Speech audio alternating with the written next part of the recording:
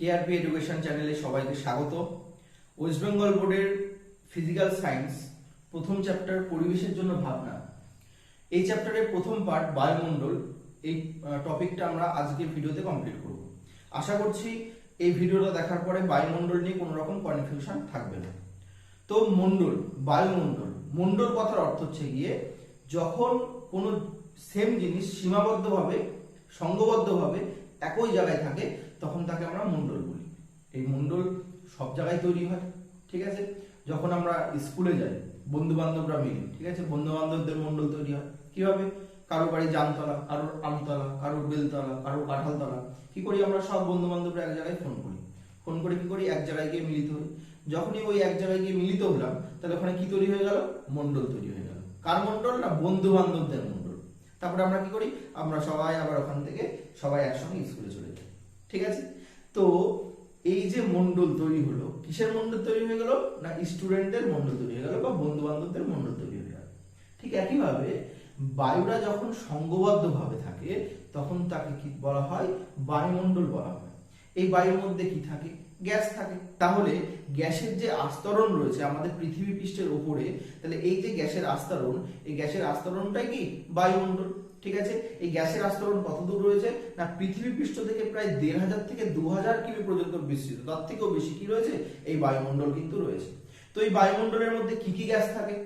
এই বায়ুমণ্ডলের মধ্যে অনেক রকম গ্যাস থাকে, যেরকম নাইট্রোজেন থাকে, অক্সিজেন থাকে, কার্বন ডাই অক্সাইড থাকে, হিলিয়াম থাকে, আর্গন থাকে, ঠিক আছে। এছাড়া অন্যান্য গ্যাস থাকে। এর মধ্যে সব থেকে বেশি পরিমাণে থাকে নাইট্রোজেন। কত পার্সেন্ট থাকে? 78.09% থাকে, ঠিক আছে। তারপরে কি থাকে? অক্সিজেন থাকে 20.60 অথবা 21% থাকে।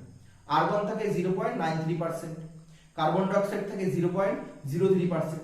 এছাড়া হিলিয়াম, আর্গন, ঠিক আছে, হিলিয়াম থাকে, হাইড্রোজেন থাকে, এগুলো হালকা গ্যাস। এই সমস্ত গ্যাসগুলো থাকে। এই বায়ুমণ্ডলের মধ্যে প্রধানত কি থাকে? না গ্যাসের আস্তরণ থাকে, ঠিক আছে। গ্যাসের কি থাকে? লেয়ার থাকে।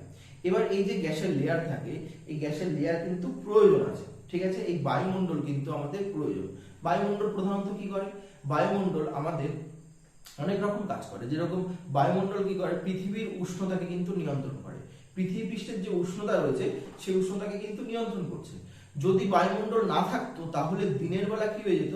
উষ্ণতা প্রচুর বৃদ্ধি হয়ে যেত এবং রাত্রেবেলা কি হয়ে যেত? প্রচুর কমে যেত। তো জীবজগৎ কিন্তু বেঁচে থাকতেই পারতো না। তো উষ্ণতাকে নিয়ন্ত্রণ করছে, ঠিক আছে। এছাড়া কি করে? ক্ষতিকারক যে সমস্ত রে গুলো রয়েছে, রশ্মিগুলো রয়েছে, সূর্য থেকে যে সমস্ত ক্ষতিকারক রে গুলো আসছে সেগুলোকে কিন্তু বাধা প্রদান করে, ঠিক আছে। বডিগার্ড থাকে মানুষের, বডিগার্ড যেরকম ভাবে অন্য মানুষ কি করে? বাধা প্রদান করে, তার কাছে আসতে দেয় না, ঠিক আছে। আমাদের দেশে প্রধানমন্ত্রী বডিগার্ড রয়েছে, কাউকে আসতে দেবে না তার পাশে, ঠিক আছে। সেরকম ভাবে বায়ুমণ্ডলও কি করে? ক্ষতিকারক রেগুলোকে আসতে দেয় না, কি করে? বাধা প্রয়োগ করে, ঠিক আছে। ঠিক একইভাবে উল্কাকেও আসতে দেয় না, উল্কাপিণ্ড যেগুলো অন্য গ্রহ থেকে পড়ে সেগুলোকেও আসতে দেয় না। তো বায়ুমণ্ডল কিন্তু প্রয়োজন। এবার উচ্চতা এবং উষ্ণতার তারতম্য অনুসারে বায়ুমণ্ডলকে প্রধান 5টি ভাগে ভাগ করে। কি কি ভাগ? ট্রপোস্ফিয়ার, স্ট্র্যাটোস্ফিয়ার, মেসোস্ফিয়ার, থার্মোস্ফিয়ার এবং এক্সোস্ফিয়ার, ঠিক আছে। তো প্রথমে আমরা কি বলবো? ট্রপোস্ফিয়ার সম্বন্ধে জানবো। ট্রপোস্ফিয়ারটা প্রধানত পৃথিবী পৃষ্ঠ থেকে 0 থেকে 15 কিমি পর্যন্ত বিস্তৃত। কোন কোন বইতে 4 কিমি থেকে 18 কিমি পর্যন্ত বিস্তৃতিও রয়েছে, কোনোটাই ভুল না। আসলে কি হয়? ট্রপোস্ফিয়ারে আমরা জানি যে কোনো জিনিসকে আমরা যদি গরম করি, ঠিক আছে, গরম করলে কি হয়? সেই বস্তু ধীরে ধীরে কি হয়ে যায়? গরম করতে করতে, গরম আস্তে আস্তে করতে করতে থাকলে কি হয়? গরম জিনিস কি হয়? আস্তে আস্তে ভেঙে যায়, টুকরো হয়ে যায়, ঠিক আছে। গরম করলে কি হয়ে যায়? অণুগুলো আস্তে আস্তে ভেঙে যায়। আর যখনই ভেঙে যায় তখনই কি হয়ে যায়? সেই জিনিসটা হালকা হয়ে যায় আগের তুলনায়। আর হালকা হয়ে গেলে হালকা জিনিস কি আস্তে আস্তে উপরে চলে যায়। তাহলে যে সমস্ত জায়গায় উষ্ণতা বেশি অর্থাৎ গরম বেশি, সেই জায়গায় কি হয়? না এর যে লেয়ারের যে উচ্চতাটা থাকে, ট্রপোস্ফিয়ার উচ্চতাটা একটু বেশি থাকে, 18 ডিগ্রি পর্যন্ত। কিন্তু যে সমস্ত জায়গা শীতল জায়গা, সেই সমস্ত জায়গায় কি হয়? না সেই সমস্ত জায়গার কিন্তু ট্রপোস্ফিয়ারের উচ্চতা কিন্তু সামান্য কম থাকে, 15 কিমি থাকে। তো অ্যাপ্রক্স আমরা 0 থেকে 15ই ধরে নেব, ঠিক আছে। তো আমরা দেখি, যদি এটাকে আমরা পৃথিবী মনে করি, মনে রাখতে হবে সূর্য যেখানে লম্বলম্বী ভাবে কিরণ দেয় সেই জায়গায় কিন্তু উষ্ণ বেশি হয়। যেমন ওয়েস্ট ইন্ডিজে মানুষ প্রচুর কালো হয়। কেন কালো হয়? কারণ সূর্য ওখানে একদম লম্বভাবে কিরণ দেয়। প্রধানত সূর্য কি হয়? কর্কট ক্রান্তি রেখা থেকে মকর ক্রান্তি রেখা পর্যন্ত কি হয়, সূর্য লম্বভাবে কিরণ দেয়। এবার এই আমরা পৃথিবী ধরে নিলাম, পৃথিবীর মাঝখান দিয়ে যে রেখাটা গেছে সেই রেখাটা হচ্ছে গিয়ে ভূমধ্য রেখা। মাঝখান দিয়ে যে রেখাটা গেছে, কারণ ভূমির মধ্যখান দিয়ে রেখে গেছে বলে এটাকে ভূমধ্য রেখা বা নিরক্ষরেখাও বলা হয়। ইংলিশে এটাকে কি বলা হয়, ইকুয়েটর। যেহেতু ইকুয়াল ভাবে ভাগ করছে, এটাকে বলা হয় উত্তর গোলার্ধ, এটাকে বলা হয় দক্ষিণ গোলার্ধ। এই উত্তর গোলার্ধে কি রয়েছে, কর্কট ক্রান্তি রেখা রয়েছে, আর দক্ষিণ গোলার্ধে কি রয়েছে, মকর ক্রান্তি রেখা রয়েছে। ঠিক আছে, এই কর্কট ক্রান্তি রেখা থেকে মকর ক্রান্তি রেখা পর্যন্ত সূর্য কি করে, আবর্তন করে, যাতায়াত করে। ঠিক আছে, তো এর মধ্যে যে সমস্ত জায়গাগুলো রয়েছে সেই সমস্ত জায়গা কি হয়, প্রচুর উষ্ণ হয়। ঠিক আছে, এখানকার ট্রপোস্ফিয়ারের মানটা কি হয়, একটু বেশি হয়। ঠিক এর উপরের স্তর বা ঠিক এর নিচের স্তর, ঠিক আছে, মকর ক্রান্তির নিচের স্তর অথবা কর্কট ক্রান্তির উপরের স্তরে যে স্থানগুলো রয়েছে সেখানে ট্রপোস্ফিয়ারের উচ্চতা কি হয়, একটু কম হয়। তো আমরা এর জন্য কি ধরে নেব, অ্যাপ্রক্স 0 থেকে 15 ধরে নেব। যদি আমরা ভারতের কথাই চিন্তা করি, ঠিক আছে, ভারত কোথায় অবস্থিত, ভারত ঠিক কর্কট ক্রান্তি, আমাদের ভারতের মাঝখান দিয়ে কর্কট ক্রান্তি রেখা গেছে। ঠিক আছে, এই হচ্ছে ভারত। এই ভারতের আমাদের মেইনলি ওয়েস্ট বেঙ্গলের কৃষ্ণনগরের উপর দিকে কর্কট ক্রান্তি রেখা গেছে। ঠিক আছে, একটি কাল্পনিক রেখা। তো কৃষ্ণনগরের উপরে আস্তে আস্তে যত উঠবো তত কি হবে, ঠান্ডা শুরু হবে। দার্জিলিং, তারপরে কি সিমলা, তারপরে কি আমাদের গ্যাংটক, হ্যাঁ, আমাদের কাশ্মীর, ঠান্ডার জায়গা। তো ওখানে কি হবে, ওখানে ট্রপোস্ফিয়ারের মানটা কিন্তু কম হবে। কিন্তু সাউথের দিকে যদি চলে আসি আমরা, তামিলনাড়ু, হ্যাঁ, ওখানে গরম বেশি। ঠিক আছে, ওখানে কিন্তু উচ্চতা কি হবে, একটু বেশি হবে। এবার এখানকার কি এই স্তরে মনে রাখতে হবে, উচ্চতা ধীরে ধীরে বাড়ার সঙ্গে সঙ্গে উষ্ণতা কিন্তু হ্রাস পায়। অর্থাৎ উচ্চতার সঙ্গে উষ্ণতার সম্পর্ক হচ্ছে ব্যস্তানুপাতিক। উচ্চতা বাড়বে, উষ্ণতা কিন্তু কমবে। উচ্চতা বাড়লে কি হবে, উষ্ণতা কমবে। কত উষ্ণতা থাকে না, 15 ডিগ্রি সি থেকে -56 ডিগ্রি সি পর্যন্ত কি করে, ভেরিফাই করে। 15 থেকে কত, -56। আস্তে আস্তে যত উঠবো আস্তে আস্তে উপরে, তত কি হবে, উষ্ণতা ধীরে ধীরে কমতে থাকবে। ঠিক আছে, তো এই স্তরে কি হয়, এই স্তরে ঝড়, বাদল, বর্ষা, ঠিক আছে, সমস্ত রকমের তুষারপাত, মারামারি, কাটাকাটি সব, কারণ মানুষ বাস করে স্তরে, সব কিছু হয় স্তরে। ঠিক আছে, আর মেইনলি এই সমস্ত কিছু হওয়ার জন্য এই স্তরটাকে ক্ষুব্ধমণ্ডল বলা হয়। মেইনলি ক্ষুব্ধমণ্ডল কেন বলা হয়, ঠিক আছে, কারণ ঝড়, বাদল, বৃষ্টি, হ্যাঁ, হানাহানি, কাটাকাটি সব কিছু এই স্তরে কিন্তু ঘটছে। ঠিক আছে, আমাদের যে যেখানে থাকে, হ্যাঁ, সেখানে কিছু অঞ্চল রয়েছে, কিছু জায়গা রয়েছে, সেই জায়গায় কোনো কিছু জায়গা রয়েছে যেখানে একদম কেউ যেতে পারে না, একদম রেস্ট্রিকশন রয়েছে ওই জায়গায়। ঠিক আছে, মারামারি, কাটাকাটি, হানাহানি সব সময় হচ্ছে কোনো জায়গায়, হ্যাঁ, এরকম জায়গাও রয়েছে। তো সেই জায়গা কি ক্ষুব্ধ জায়গা, তাই তো ক্ষুব্ধ বলি আমরা ওই জায়গাটাকে। ঠিক একইভাবে এই স্তরটা কিন্তু ক্ষুব্ধ। কেন কেন ক্ষুব্ধ, কারণ এখানে ঝড়, বৃষ্টি, বজ্রপাত সব কিছু হচ্ছে এই স্তরে। তো সমস্ত কিছু হওয়ার জন্য এই স্তর দিয়ে কিন্তু বিমান চলাচল করতে পারে না। ঠিক আছে, বিমান চলাচল করতে পারে না। তাহলে ট্রপোস্ফিয়ারের মধ্যে দিয়ে কি বিমান চলাচল করতে পারে না, ট্রপোস্ফিয়ারের মধ্যে দিয়ে বিমান চলাচল করতে পারে না। ঠিক আছে, কেন পারে না, কারণ এটা ক্ষুব্ধমণ্ডল বলি। আর কেন ক্ষুব্ধমণ্ডল, কারণ এই স্তরে ঝড়, বৃষ্টি, বজ্রপাত, হানাহানি, রাগারাগি, কাটাকাটি, মারামারি সব হচ্ছে এই স্তরে। ঠিক আছে, এর জন্য এই স্তর দিয়ে বিমান কিন্তু চলাচল করতে পারে না, কারণ বিমান চলাচল করার জন্য শান্ত মণ্ডল প্রয়োজন। ঠিক আছে, শান্ত মণ্ডল। আচ্ছা, এবার মনে রাখতে হবে কোনো একটা জায়গার বা কোনো একটা জিনিসের ওপরের স্তরটাকে, ঠিক আছে, ওপরের স্তরটাকে কি বলা হয়, পজ বলা হয়। যেরকম ভাবে এই একটা মার্কার রয়েছে, এই মার্কারটার ওপরের যে স্তরটা রয়েছে, ঠিক আছে, ওপরের যে মুক্তিটা রয়েছে, তাহলে এটাকে আমরা কি বলে দেবো, পজ বলবো। কার পজ না, মার্কারের পজ। আমি যদি এখানে একটা আঁকি, ঠিক আছে, আইফেলটা, এখানে যদি আমরা একটা বুর্জ খলিফা আঁকি, ঠিক আছে, কলকাতার Burj Khalifa. Mainly Burj Khalifa কোথায় অবস্থিত, দুবাইতে। তো আমরা কলকাতা রাখছি কারণ আগের বছর কলকাতায় বুর্জ খলিফা হয়েছিল। ঠিক আছে, অরিজিনাল না হলেও নকল তো হয়েছিল। এই যে বুর্জ খলিফা আপনার, তো এই বুর্জ খলিফার এই উপরের পোরশনটাকে আমরা কি বলে দেবো, পজ বলবো। ঠিক আছে, পজ। তাহলে একইভাবে ট্রপোস্ফিয়ারের ঠিক উপরের স্তরটাকে কি বলে দেবো, ট্রপোপজ। কি বলে দেবো আমরা, ট্রপোপজ। ঠিক আছে, এই ট্রপোপজ একদম ট্রপোস্ফিয়ারের সর্বোচ্চ স্তর। ঠিক আছে, তাহলে সর্বোচ্চ স্তরকে কি বলবো, ট্রপোপজ বলবো। যেরকম এই যে আমি রয়েছে, তাহলে আমার পজ কোনটা হবে, মুন্ডু, তাই তো আমার মুন্ডু হয়ে যাবে পজ, কারণ আমার সর্বোচ্চ উপরের স্তরটা কি, আমার মাথা। তাহলে মাথার এই স্তরটাকে আমরা কি বলে দেবো, পজ বলে দেবো। ঠিক একইভাবে এই ট্রপোস্ফিয়ারের ঠিক উপরের স্তরটাকে কি বলে দেবো আমরা, ট্রপোপজ। ঠিক আছে, এখানকার উষ্ণতা কি হয়, আমরা দেখেছিলাম যে উচ্চতা বৃদ্ধির সঙ্গে সঙ্গে উষ্ণতা যেহেতু হ্রাস পায়, তাহলে যত একদম উচ্চতা কি থাকে এখানে বেশি থাকে, সব থেকে লাস্টের যে স্তরটা থাকে ট্রপোপজ, তো সেই স্তরে কি হবে উষ্ণতা সব থেকে কম হবে, কত থাকে -56°C থাকে। এরপরে আমরা দেখব পরের যে স্তরটা রয়েছে স্ট্র্যাটোস্ফিয়ার। স্ট্র্যাটোস্ফিয়ারটা কি না, স্ট্র্যাটোস্ফিয়ারটা ট্রপোস্ফিয়ারের ঠিক উপরের যে স্তরটা। ট্রপোস্ফিয়ার কত দূর ছিল, 0 থেকে 15 অথবা /18 পর্যন্ত ছিল। তো এইটা কি হয় 15 থেকে 45 কিমি পর্যন্ত যে স্তরটা রয়েছে এই স্তরটা কিন্তু স্ট্র্যাটোস্ফিয়ার। এই স্ট্র্যাটোস্ফিয়ারে উষ্ণতা কি হয় উচ্চতা বাড়ার সঙ্গে সঙ্গে বৃদ্ধি পায়, আগেরটা কমে যাচ্ছিল, এটা কি পাচ্ছে বৃদ্ধি পাচ্ছে। উচ্চতা আস্তে আস্তে বাড়বে, উষ্ণতা আস্তে আস্তে বাড়বে, অর্থাৎ সমানুপাতিক সম্পর্ক, উচ্চতা বাড়লে উষ্ণতা বাড়বে। এখানকার উষ্ণতা ভেরিফাই করে -56 থেকে 0°C পর্যন্ত, অর্থাৎ -56 থেকে বাড়তে বাড়তে বাড়তে বাড়তে 0-তে চলে আসে, অর্থাৎ উষ্ণতা কি পাচ্ছে বৃদ্ধি পাচ্ছে। এবার এই স্তরে একটা বৈশিষ্ট্য কি, এই স্তরে না ঝড় আছে, না বাদল আছে, না বৃষ্টি আছে, কিচ্ছু নেই, ঠিক আছে, ঝড় বাদল বৃষ্টি তুষারপাত কিচ্ছু নেই, তো একদম শান্ত থাকে। এই জন্য মন্ডলটাকে কি বলা হয় শান্ত মন্ডল বলা হয়। এবার কথা হচ্ছে কি শান্ত মন্ডলের মধ্যে দিয়ে বিমান যাবে, হ্যাঁ শান্ত মন্ডলের মধ্যে দিয়ে কি হবে বিমান যাতায়াত করতে পারবে, কারণ শান্ত মন্ডলের মধ্যে দিয়ে কি করে বিমান যাতায়াত করে, ঠিক আছে, কারণ বিমান যাতায়াত করতে গেলে শান্ত একদম রাস্তার প্রয়োজন, যেখানে কোনো ট্রাফিক নেই, কোনো নেই, ঝড় বাদল বৃষ্টি নেই, একদম সুন্দরভাবে মোলায়েম ভাবে কি করে বিমান ওখান দিয়ে চলাচল করে। কিন্তু হেলিকপ্টার কিন্তু চলে, মনে রাখতে হবে, ট্রপোস্ফিয়ারের মধ্যে দিয়ে। হেলিকপ্টার ট্রপোস্ফিয়ারের একদম যে সর্বোচ্চ স্তর ট্রপোপজ রয়েছে, এই ট্রপোপজের জায়গা দিয়ে কিন্তু হেলিকপ্টার কিন্তু যাতায়াত করে। তাহলে হেলিকপ্টার যাতায়াত করে কোনখান দিয়ে, ট্রপোস্ফিয়ার দিয়ে, বাট বিমান যাতায়াত করে কোন স্তর দিয়ে, স্ট্র্যাটোস্ফিয়ার দিয়ে, ঠিক আছে।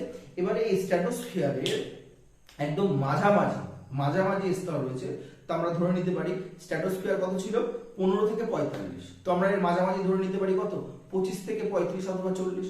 তো 25 থেকে 35 কিমি পর্যন্ত ওজনের একটা লেয়ার পাওয়া যায়, ওজোন গ্যাসের।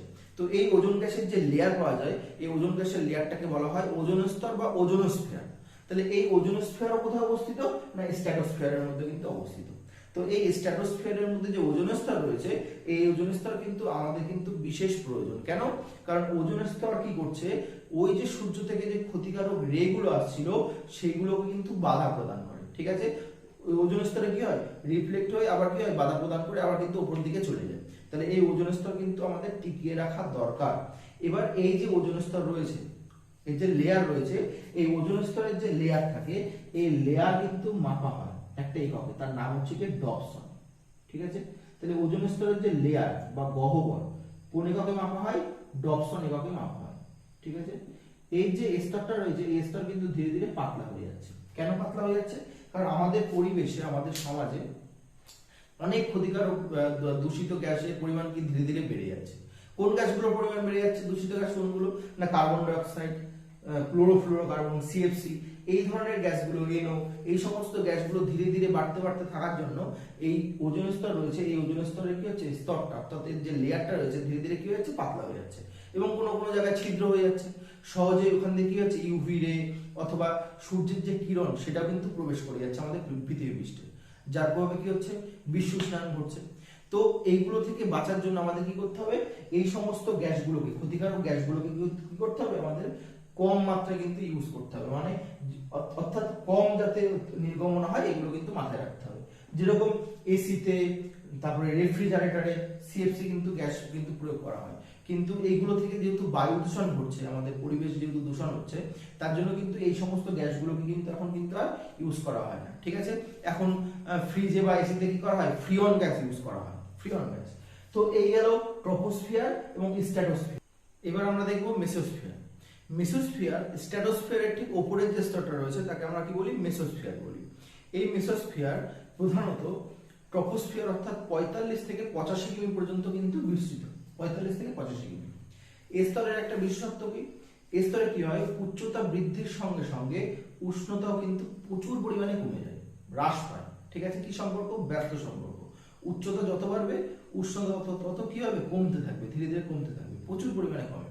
কত না এটা কি হয় 0 থেকে 92%, 0 থেকে 92 -92 ভেরিফাই করে।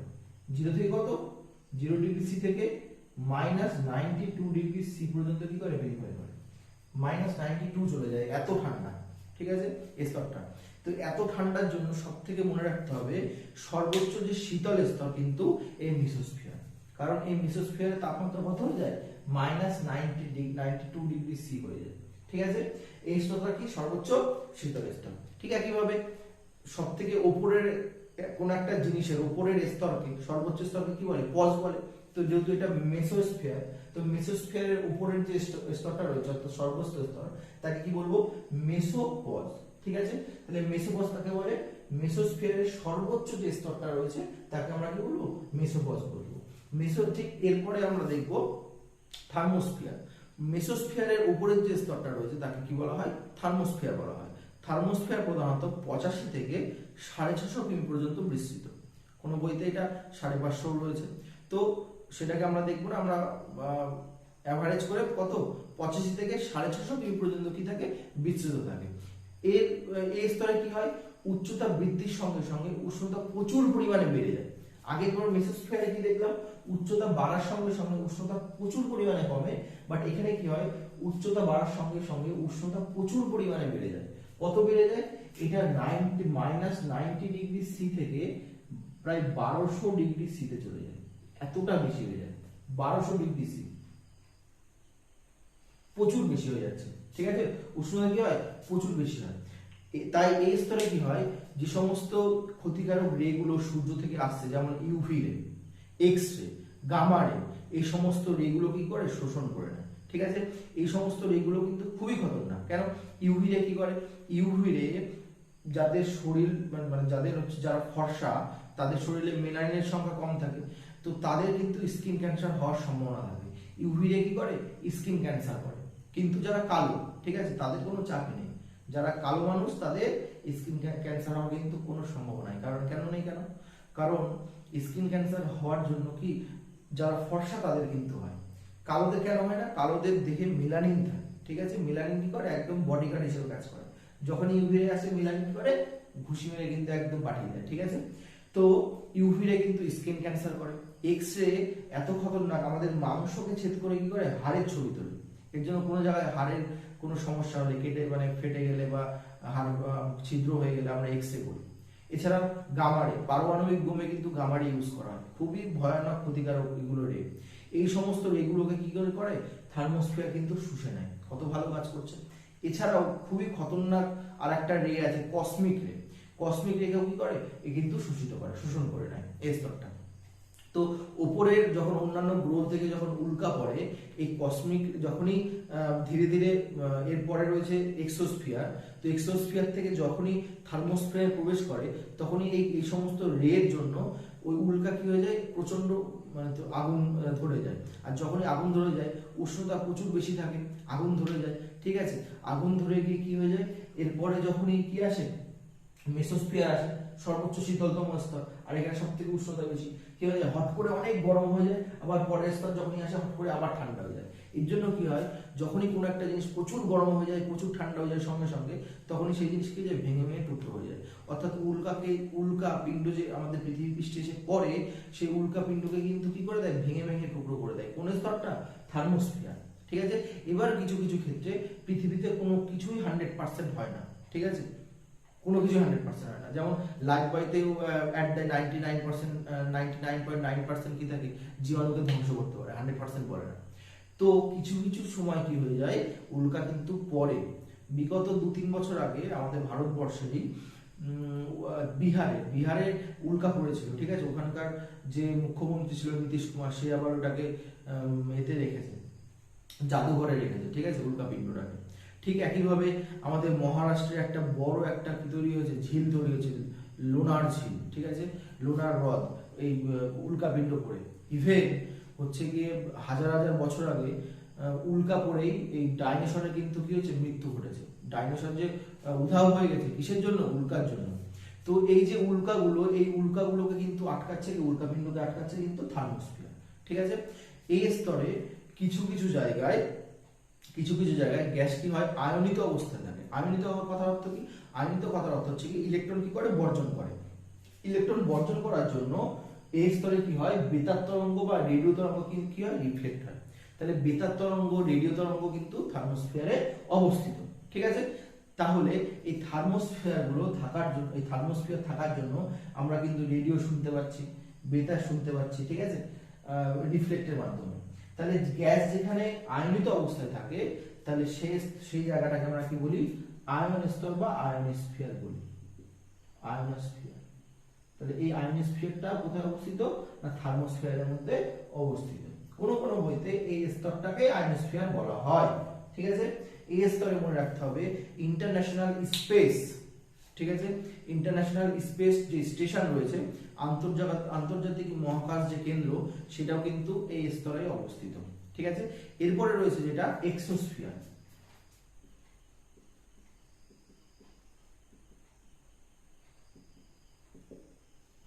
ঠিক আছে, এক্সোস্ফিয়ার কত? এক্সোস্ফিয়ার প্রায় 650 এর থেকে তারপরে, ঠিক আছে, 650 কিলোমিটার থেকে তারপরে। এই স্তরে কি হয়? উচ্চতা বাড়ার সঙ্গে সঙ্গে উষ্ণতা প্রচুর পরিমাণে বাড়তে থাকে। ঠিক আছে, প্রায় উষ্ণতা কত ডিগ্রি হয়ে যায়? 1600 ডিগ্রি সি হয়ে যায়। এত উচ্চতা কি হয়? উষ্ণতা বেশি হয়। এই স্তরে যেহেতু এটা সব থেকে উপরের স্তর, তাই তো, উপরের স্তর থাকার জন্য এখানে মনে রাখতে হবে হিলিয়াম, হাইড্রোজেন গ্যাস পাওয়া যায়। প্রধানত আমরা দেখেছিলাম নাইট্রোজেন, অক্সিজেন, ফ্লুরিন, এই সমস্ত গ্যাসগুলো কোথায় পাওয়া যাচ্ছিল? ট্রপোস্ফিয়ারে পাওয়া যাচ্ছিল, স্ট্র্যাটোস্ফিয়ারে পাওয়া যাচ্ছিল। এগুলো ভারী গ্যাস। তো আমরা জানি পৃথিবী কি করে? প্রত্যেকটা জিনিসকে তার কেন্দ্রের দিকে টানে। ভারী জিনিসগুলো কি আস্তে আস্তে নিচের দিকে চলে আসে, হালকা জিনিস উপরে থাকে। তো হালকা গ্যাস কোনটা? Hydrogen, helium. এই গ্যাসটা এর জন্য সব থেকে উপরে কিন্তু পাওয়া যায়। আর এখানকার উষ্ণতা কত থাকে? প্রায় 1600 ডিগ্রি সি থাকে। এই স্তরে এক্সোস্ফিয়ারে মহাকাশ স্টেশন থাকে, মহাকাশ স্টেশন অবস্থিত। ঠিক আছে, মহাকাশ স্টেশন অবস্থিত। এছাড়া যে স্যাটেলাইট গুলো চলে, স্যাটেলাইট গুলো লঞ্চ করা হয়। ঠিক আছে, স্যাটেলাইট গুলো লঞ্চ করা হয়। এই স্যাটেলাইট গুলো কিন্তু এই এক্সোস্ফিয়ারে কিন্তু থাকে। ঠিক আছে, স্যাটেলাইট মানে উপগ্রহ, কৃত্রিম যে উপগ্রহগুলো ছাড়া হয়। ঠিক আছে, সেই স্যাটেলাইট বা উপগ্রহগুলো কিন্তু এক্সোস্ফিয়ারে কিন্তু থাকে। প্রধানত কোন ধরনের স্যাটেলাইট? Polar satellite. পোলার বলতে মেরু থেকে মেরু। ঠিক আছে, পৃথিবী তো গোল, পৃথিবীর একটাকে উত্তর গোলার্ধ বলা হয়, একটাকে দক্ষিণ গোলার্ধ বলা হয়। তো পোল থেকে, একটা মেরু থেকে আরেকটা মেরুতে যে স্যাটেলাইট গুলো ঘোরে, সেই স্যাটেলাইট গুলো প্রধানত এই এক্সোস্ফিয়ারে কিন্তু আবর্তন করে। এবার আমরা একটা গ্রাফের সাহায্যে উচ্চতা এবং উষ্ণতার সাপেক্ষে প্রত্যেকটা স্তর আমরা দেখব। তো নিচে আমরা এইটাকে যদি আমরা উষ্ণতার মনে করি, এটা 0 ডিগ্রি সি উষ্ণতা, এদিকে আসছে মাইনাস, ঠিক আছে, আর এদিকে কত? প্লাস। 0 এটা 20 ডিগ্রি সি, এটা 1200 ডিগ্রি সি ধরে নিলাম, এটা 1600 ডিগ্রি সি ধরে নিলাম। ঠিক আছে, এটা 52 ডিগ্রি সি ধরে নিলাম। তো এটা ট্রপোস্ফিয়ার, এটা স্ট্র্যাটোস্ফিয়ার, এটা মেসোস্ফিয়ার, থার্মোস্ফিয়ার, এক্সোস্ফিয়ার। ট্রপোস্ফিয়ারের লাস্ট সীমা কত? 15। স্ট্র্যাটোস্ফিয়ারের লাস্ট সীমা কত? 45। মেসোস্ফিয়ারের লাস্ট সীমা কত? 85। ঠিক একইভাবে থার্মোস্ফিয়ারের লাস্ট কত? 650 সীমা। এক্সোস্ফিয়ারের 1500 তার বেশি। এবার আমরা দেখব যে এখান থেকে ট্রপোস্ফিয়ারের উষ্ণতা কত হয়? ট্রপোস্ফিয়ারের উষ্ণতা হয় প্রায় 15 ডিগ্রি, তাই তো, মানে এখান থেকে শুরু হবে 15 ডিগ্রি। তাহলে 15 ডিগ্রি থেকে কত ডিগ্রি পর্যন্ত থাকে? 15 থেকে -56 পর্যন্ত থাকে। এবং উচ্চতা বাড়ার সঙ্গে সঙ্গে কি হয়? এর উষ্ণতা কিন্তু হ্রাস পায়। আমরা কিন্তু দেখেছি ট্রপোস্ফিয়ারে কি হয়? উচ্চতা 1 ডিগ্রি বাড়লে, সরি 1 কিমি বাড়লে 6.5 ডিগ্রি সিআরে কি হয়? উষ্ণতা কিন্তু হ্রাস পায়। তাহলে এই যে উচ্চতা বৃদ্ধির সঙ্গে যে উষ্ণতা হ্রাস পেল, এর হার বা রেটকে বলা হয় ল্যাপস রেট। এটা নোট করতে হবে, ল্যাপস রেট। ঠিক আছে, তাহলে এই হচ্ছে 15। আমরা যদি এটাকে 15 ধরি, তাহলে 15 ডিগ্রি থেকে শুরু হচ্ছে ট্রপোস্ফিয়ার। তাহলে উচ্চতা বাড়ার সঙ্গে সঙ্গে কি হচ্ছে না, এর উষ্ণতা কিন্তু হ্রাস পাচ্ছে, চলে গেল 56। ঠিক আছে, হয়ে গেল ট্রপোস্ফিয়ার। এবার স্ট্র্যাটোস্ফিয়ারে কি হয় না, উচ্চতা বাড়ার সঙ্গে সঙ্গে উষ্ণতা কিন্তু বৃদ্ধি পায়। কত না, -56 থেকে 0-তে চলে আসে। -56 থেকে উচ্চতাও বাড়ছে, আবার উষ্ণতা কি হয়ে গেল? বেড়ে গেল, এই 0-তে চলে গেল। আস্তে আস্তে কি হচ্ছে? উচ্চতা ধীরে ধীরে বাড়ছে, বাট উষ্ণতা দেখতে পাচ্ছি যে উচ্চতা ধীরে ধীরে বাড়ছে, উষ্ণতাও ধীরে ধীরে বাড়ছে। কারণ -56 থেকে এইদিকে যাওয়া মানে কি 0 হয়ে গেল, বাড়ছে। আর আস্তে আস্তে উপরে ওঠা মানে কি উপরে ওঠা মানে উচ্চতাও বাড়ছে, ধীরে ধীরে উষ্ণতা বাড়ছে। এবার মেসোস্ফিয়ারে কি হয়, শীতলতম স্তর, তাই তো, সব থেকে শীতলতম স্তরের নাম কি, মেসোস্ফিয়ার। মেসোস্ফিয়ারে কি হয়, উচ্চতা বাড়ার সঙ্গে সঙ্গে উষ্ণতা প্রচুর হ্রাস পায়, তাই তো। কত হয় না, প্রায় -52 ডিগ্রিতে চলে যায়, ঠিক আছে, 0 থেকে। তাহলে এই উচ্চতা বাড়ার সঙ্গে সঙ্গে -52 চলে গেল, কোথায়, এই -52 চলে গেল, ঠিক আছে। মেসোস্ফিয়ার থেকে থার্মোস্ফিয়ারে যখন যায়, থার্মোস্ফিয়ারে কি হয়, উচ্চতা বাড়ার সঙ্গে সঙ্গে উষ্ণতা আবার প্রচুর পরিমাণে বেড়ে যায়, প্রচুর পরিমাণে, ঠিক আছে। কত হয়ে যায়, প্রায় 1200 হয়ে যায়। কত হয়ে যায়, 1200 হয়ে যায়, ঠিক আছে। তারপরে কি হয়, এক্সোস্ফিয়ারেও উচ্চতা বাড়ার সঙ্গে সঙ্গে উষ্ণতা কি হয়, প্রচুর পরিমাণে বেড়ে যায়। তাহলে এখানে এই যে উচ্চতা বাড়ছে, সঙ্গে সঙ্গে কি হচ্ছে, উষ্ণতাও কিন্তু ধীরে ধীরে এই যে বেড়ে যাচ্ছে, ঠিক আছে। এই হচ্ছে গ্রাফ হলো। এই গ্রাফের সাহায্যে আমরা, একটা গ্রাফের সাহায্যে আমরা দুটো জিনিস দেখে নিলাম। কি হয়ে গেল, এদিকে স্তরের সঙ্গে সঙ্গে উচ্চতার সঙ্গে সঙ্গে কিন্তু উষ্ণতা, ঠিক আছে। এদিকে দেখলাম উচ্চতা কি হয়ে গেল, 15 থেকে আস্তে আস্তে উচ্চতা বাড়ছে, এই উচ্চতা বাড়ছে, ঠিক আছে। আর এটা 0 ছিল, 15 থেকে আস্তে আস্তে 0 থেকে উচ্চতা বাড়ছে। এখানে ছিল এটা 15 ডিগ্রি, আর উষ্ণতাও ধীরে ধীরে কি হচ্ছে, কত হয়ে গেল, 56, কমলো। ঠিক এখানে কি হচ্ছে, উচ্চতা বাড়ার সঙ্গে সঙ্গে উষ্ণতা বেড়ে যাচ্ছে। এখানে কি হচ্ছে, উচ্চতা বাড়ার সঙ্গে সঙ্গে উষ্ণতা কি হচ্ছে, এই কমে গেল। ঠিক একইভাবে এখানে কি, উচ্চতা বাড়ার সঙ্গে সঙ্গে উষ্ণতা কি হয়ে গেল, বেড়ে গেল। ঠিক একইভাবে এখানে উচ্চতা বাড়ার সঙ্গে সঙ্গে উষ্ণতা কি হয়ে গেল, বেড়ে গেল। তাহলে এটা উচ্চতা এবং উষ্ণতার কি গ্রাফ, ঠিক আছে, বায়ুমণ্ডলের প্রত্যেকটা স্তরে। এবার মনে রাখতে হবে যে ট্রপোস্ফিয়ার, স্ট্র্যাটোস্ফিয়ার এবং মেসোস্ফিয়ার, এই তিনটে, ট্রপোস্ফিয়ার,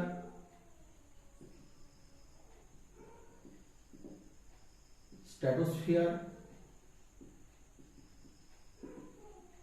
এবং মেসোস্ফিয়ার, এই স্তরে যে সমস্ত গ্যাসগুলো থাকে, এদের পরিমাণ সব জায়গায় সমান অনুপাতে থাকে। এদের যে উপাদানগুলো রয়েছে, এই স্তরে যে উপাদানগুলো থাকে, মেইনলি যে সমস্ত গ্যাসগুলো থাকে, সেই সমস্ত গ্যাসগুলো সব জায়গায় সমান স্তরে সমান অনুপাতে থাকে। তাহলে সমান অনুপাতে থাকে বলে এদেরকে একসঙ্গে বলা হয় সমমণ্ডল, সমমণ্ডল, ঠিক আছে, যাকে বলা হয় হোমোস্ফিয়ার, হোমোস্ফিয়ার, ঠিক আছে। আর বাকি যে দুটো রয়েছে, মেইনলি থার্মোস্ফিয়ার ও এক্সোস্ফিয়ারে যে সমস্ত গ্যাসগুলো থাকে, সেই সমস্ত গ্যাসগুলো সমান অনুপাতে থাকে না, বিষম অবস্থায় থাকে। এর জন্য এটাকে বলা হয় বিষমমণ্ডল বা হেট্রোস্ফিয়ার, ঠিক আছে। তাহলে আমরা দেখলাম যে 5টা স্তরের মধ্যে প্রথম যে 3টে স্তর রয়েছে, এই প্রথম 3টে স্তরে, এই স্তরের যে উপাদানগুলো থাকে, যে সমস্ত গ্যাসগুলো থাকে, সমান জায়গায় সমান অনুপাতে থাকে। সমান অনুপাতে থাকার জন্য এটাকে সমমণ্ডল বলা হয়। বাকি দুটো স্তরে সমানভাবে থাকে না, অসমানভাবে থাকে, তার জন্য এটাকে কি বলা হয়, বিষমমণ্ডল বলা হয়। তাহলে আমরা দেখলাম যে পৃথিবী পৃষ্ঠে পৌঁছানোর আগে এখান থেকে যখন যে সমস্ত রশ্মিগুলো বা আসছে, যেমন উল্কা আসছে, উল্কাগুলো যখন আসে অন্য গ্রহ থেকে, তখন কি হয়, প্রচন্ড, প্রথমে কি হয়, এক্সোস্ফিয়ারে গরম হয়, তারপরে থার্মোস্ফিয়ারে গিয়ে কি হয়, শোষিত হয়, মানে প্রচন্ড গরম হয়। এবং ওখানে যে সমস্ত রশ্মিগুলো রয়েছে, ঠিক আছে, কসমিক রে, ইউভি রে, এক্স রে, গামা রে, এইগুলোর জন্য কি হয়, ওখানে আগুন ধরে যায় সমস্ত উল্কাপিণ্ডতে। এবং তারপরে সে হট করে কি হয়ে যায়, ঠান্ডা হয়ে যায়, আবার গরম হয়ে যায়, আবার ঠান্ডা হয়ে যায়, পৃথিবী পৃষ্ঠে আর পৌঁছায়ই না, ঠিক আছে। যখন থার্মোস্ফিয়ারে আগুন জ্বলে ওঠে, তখন ওই আগুন জ্বলানো থেকে একটা আলো বা রশ্মি বার হয়, সেই আলোটাকে বলা হয় মেরুজ্যোতি বা অরোরা, ঠিক আছে। থার্মোস্ফিয়ারে কি দেখা যায়, মেরুজ্যোতি বা অরোরা দেখা যায়, ঠিক আছে, মেরুজ্যোতি অথবা অরোরা। এবার আমরা দেখব এই টপিক থেকে বিগত বছরে মাধ্যমিকে কি কি কোশ্চেন এসেছে। 2020 সালে একটা কোশ্চেন এসেছে, নিম্নলিখিত কোন গ্যাস ওজোন স্তরকে ক্ষতি করে না। 4টা অপশন আছে, carbon die oxide, CFC, NO, NO2। এর মধ্যে আমরা পড়লাম যে প্রথম 3টা কিন্তু কি করে, ক্ষতি করে, তাহলে এর অ্যান্সার কি হয়ে যাবে, NO2 হয়ে যাবে। আর একটা কোশ্চেন এসেছিল, কোন গ্যাস ওজোন স্তর ধ্বংস করে, ঠিক আছে, কোন গ্যাস ধ্বংস করে, এর মধ্যে যখন একটা লিখে দিলাম CO2, ঠিক আছে, বা সিএফসি যেটা রেফ্রিজারেটর, ঠিক আছে, ফ্রিজ থেকে এসি থেকে বার হয়, এখন বার হয় না, এখন ফিয়ন গ্যাস ইউজ করা হয়। তারপরে মাধ্যমিক এসেছিল কোশ্চেন, ওজোন স্তর কোন স্তরে অবস্থিত? আমরা দেখেছিলাম যে ওজোন স্তর দেখলাম যে সেকেন্ড স্তরটা রয়েছে স্ট্র্যাটোস্ফিয়ার, ওই স্ট্র্যাটোস্ফিয়ারের ঠিক মাঝামাঝি জায়গায় কি থাকে, ওজোন লেয়ার পাওয়া যায়, তো এটাকে কি বলা হয়, ওজোন স্তর বলা হয় বা ওজোন স্ফিয়ার বলা হয়। তো এটা কোন স্তরে অবস্থিত না, স্ট্র্যাটোস্ফিয়ারে অবস্থিত, স্ট্র্যাটোস্ফিয়ার। তারপরে একটা কোশ্চেন হয়েছিল জেট বিমানগুলো চলাচল করে কোন স্তরে, সেম হবে অ্যানসার, ঠিক আছে। একটা কোশ্চেন এসেছিল, এটা সম্ভবত 2017 হবে, বেতার তরঙ্গ প্রতিফলন হয় কোন স্তরে? বেতার তরঙ্গ, এটা এইচডব্লিউ থাকলো, এটা কমেন্ট করে এর অ্যানসারটা বলবে, বেতার তরঙ্গ প্রতিফলিত হয় কোন স্তরে, ঠিক আছে। আশা করছি বায়ুমণ্ডল টপিকটা নিয়ে আর কোনো প্রবলেম থাকবে না। যদি কোনো প্রবলেম থাকে তাহলে কমেন্ট বক্সে কমেন্ট করবে কোন জায়গায় প্রবলেম রয়েছে, আমি পরের ভিডিওতে সেই ডাউটটা ক্লিয়ার করব। আর যদি আর এই কোশ্চেনের অ্যান্সারটা সবাই কমেন্ট করে জানাবে। আবার দেখা হচ্ছে নেক্সট ভিডিও।